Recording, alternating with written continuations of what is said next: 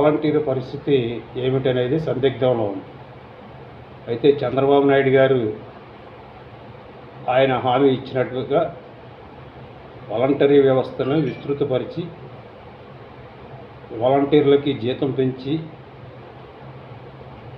2-3 గ్రామాలు ఒక క్లస్టర్గా ఏర్పాటు చేసి అక్కడ సచివాలయాన్ని ఏర్పాటు చేసి అక్కడ వీళ్ళ సేవలను వినియోగించుకుంటారని భావిస్తున్నాం. ఎందుకంటే గత 5 సంవత్సరాల నుండి వాలంటీర్లు ప్రజల వద్దకు పాలన తీసుకెళ్లారు. దానిలో ఎటువంటి సందేహం లేదు.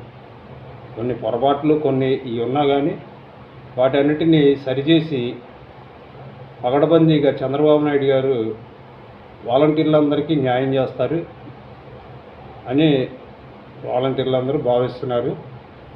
ఇక రాజీనామా చేసిన వాలంటీర్ల సంగతి